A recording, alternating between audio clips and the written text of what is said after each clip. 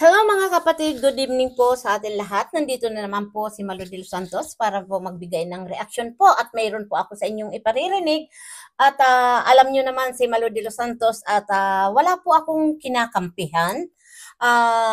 Ayon po sa dito nga sa live ni Kuya Bal na kami ni Direk Noelsa ay sang-ayon parang dito kay Yang Mi. Alam niyo po mga kapatid, ipapaliwanag ko lang po na si Malo de los Santos ay lagi lang po yan nasa tama. At kung maaari nga po, ayaw niya po yung mga isyo. Ano? At pwede naman natin pong iwasan ang isyo kahit po tayo nandito sa social media ay pwede naman tayong gumawa ng kabutihan. Lalong-lalo na po tayo ay nadito sa larangan ng charity. Ano po? At ito po ay sana po ay isipin nyo mabuti or namnamin ang iparirinig ko po sa inyo dahil ito po ay para sa atin lahat po mga kapatid na gumagawa ng kabutihan. Sana po lahat tayo ay maisip natin, kapain natin ang puso natin na may mga bagay na tayo may nagagawang mali at lalong-lalo na po kung nagkamali tayo at kaya pwede naman tayo pong magsisi na nagkamali tayo. At ito pong iparirinig ko po ito ay para in general po ito na para po sa kabutihan at kapain natin ang puso natin. Yung mababa ang kalooban, mapagmahal sa kapwa, lalong-lalo na po nandito tayo sa larangan ng charity. Ayan po, may paririnig po ako sa inyo dahil talaga nga naman po na napapanahon na po na kailangan ito marinig natin dahil ito po talaga ang katotohanan. Naman wala kang ginagawang masama sa iba. Bakit merong taong ayaw sa atin, ngayong wala naman tayong kasalanan sa kanila? Ito po ang tandaan nyo. Kung sinisiraan ka ng iba, ibig sabihin, sikat ka. Tama. Kung minamaliit ka ng iba, ibig sabihin, nasasapawan mo. Correct. Hindi ka sisiraan ng isang tao kung sira ka na. Tama po. Sinisiraan ka ng iba dahil may mabuti kang ginagawa. Kapag hinahanapan ka ng mali ng iba, ito ay dahil may tama kang ginagawa. Bakit may galit sa'yo kahit wala ka namang masamang ginagawa? Ito ay dahil may masama sa kanilang isip at puso. Yan. Kasi kung mabuti ang nasa isip at puso ng iba, ang makikita nila sa kanilang kapaligiran, sa lahat ng kanilang nakakasalamuha, ay mabuti. Kung mabuti lang ang laman ng ating mga isip at puso, makikita din natin ang grasya, ang milagro ng Diyos na nangyayari araw-araw sa ating buhay. Remember that, my dear friends. You can never experience the grace and the miracle of God if you have a negative mind and if you have negativities or evil in your heart. And when you fail to see God's goodness, you will live miserably in this life. Remember that.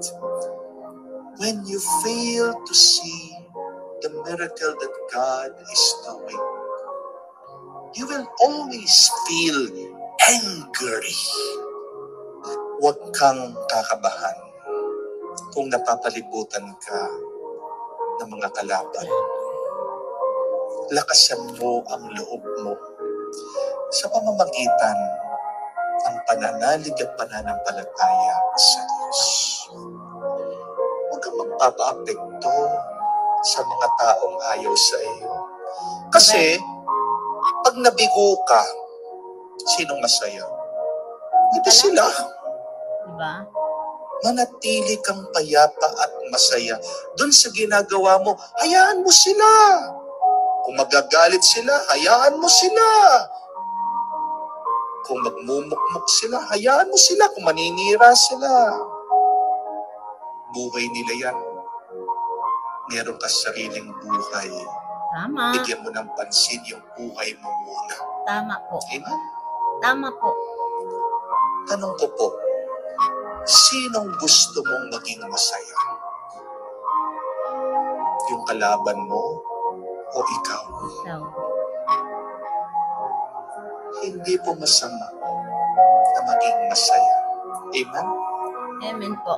Ang masama nga ay yung ginagawa mong malungkot yung sarili mo dahil dito sa mga taong ayaw sa'yo.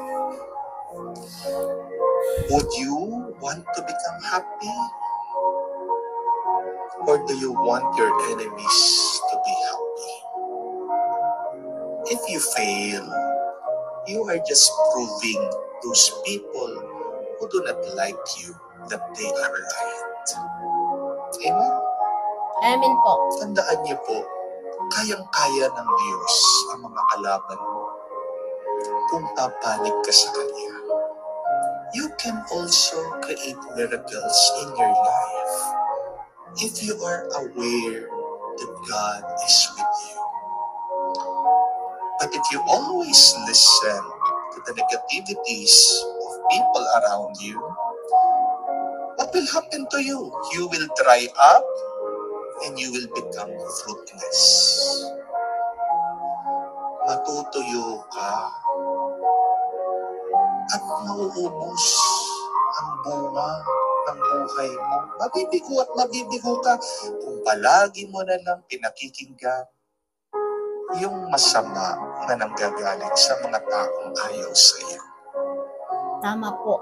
Ano pong magandang dasal kapag nasa piling ka ng mga taong ayaw sa iyo? Sabihin mo, Panginoon, ipakita mo ang lakas mo at ang iyong himala sa harap ng mga taong ito, sa mga kaaway ko, sa mga taong ayaw sa akin. Lord, show your power, your miracle in front of these negative people, my enemies, these people who do not like me.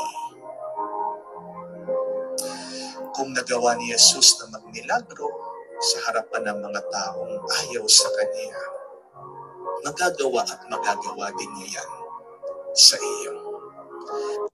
Ang bunso ay paborito ng tatlong... Ayan mga kapatid, ay narinig nyo malinaw po na yung pinarinig ko. Ang sabi nga po, kung ang ayaw sa'yo ng isang tao, talagang ayaw sa'yo, wala tayong magagawa. Ano po? Dito po ako ay maraming nabago sa isip ko. No? Hindi abang buhay tayo na nandito tayo sa social media na puro galit o inanakit sa kapwa natin. Kung ayaw nyo sa akin, wala akong magagawa. Di ba? Kaya, marami mga kapatid na naguguluhan. Kaya po ito ay ipinarinig ko po para maliniwagan ang ating mga isip dahil hindi puro issue lang po tayo. Pwede natin pong iwasan ang issue. At kung yung sino ang gumagawa ng tama o kawang gawa, mahalin po natin. Yun ang gawin natin. Sandigan o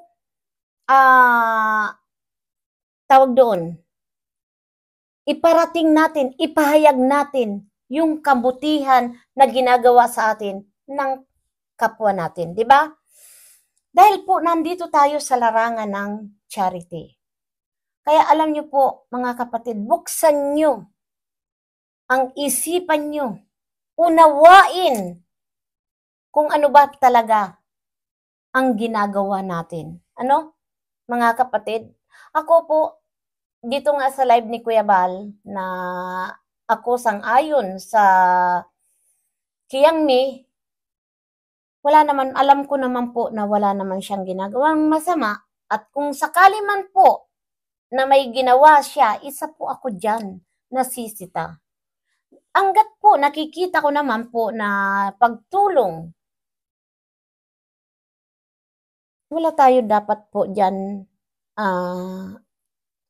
punain, no? At kung marami nga din po sa kanyang nagmamahal ng mga nagsusuporta, yun po ay siguro po ay may tiwala talaga sila dito sa tao. Di ba po?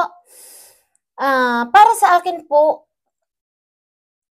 hindi po ko kayang husgahan ang isang taong gumagawa po ng tama. Yan lang po mga kapatid, at alam nyo mga kapatid, sinabi ko nga, kung sino ang ayaw sa akin, wala kayong maririnig sa akin. Hindi ako magtatampo sa inyo. At kung sino naman ang may mga gusto sa akin, mamahalin ko po ng buong buo dahil gusto nila ako. No?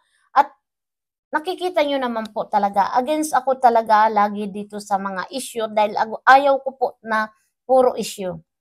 Dito lang po ako sa kabutihan dahil tayo nasa larangan ng charity. Paano natin mapapakita sa mga tao na tayo po ay charity? Kung ganito po, laging may away-away, na hindi natin po makontrol ang ating mga sarili, na kung sino pa po yung gumagawa ng tama, yun po ang binabanatan natin. Ano? Binibigyan ng issue. Ginagawaan na kung ano-anong kwento.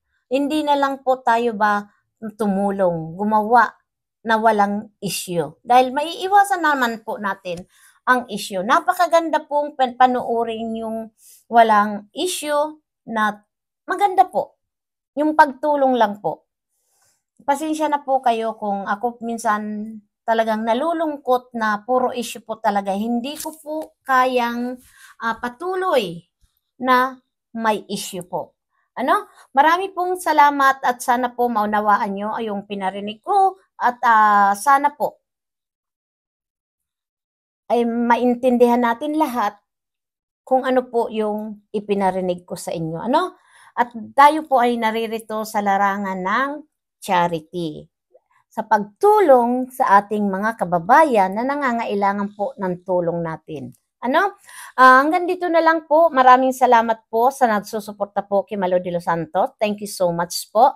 At yung doon naman po na ayaw sa akin, thank you so much din po. At yung mga basher nga, di ba, hindi natin maiwasan na yung mga basher talaga po ay iyan ay may mga kanya-kanyang gusto. Kaya kung ayaw sa atin, wag natin pilitin. Ano? At sana buksan ang isip at puso para alam natin kung ano po yung mga mali at tama natin na ginagawa. Ano? Marami pong salamat. Good evening po sa inyong lahat at sana po ay pagpalain kayo ng may kapal at nawa ay bigyan tayo ng mahabang buhay at yung blessing po. Ano? Yung mga hindi po nila maintindihan kung ano po ang gusto natin mangyari, sana naman po namnamin nyo yung pinarinig ko sa inyo. Maraming pong salamat. Shout out po. God bless you. Happy Sunday po dyan sa Pilipinas at madaling araw na po dyan. Ano? Kami po ay gabi pa lang. Kaya bye-bye. Bye-bye you.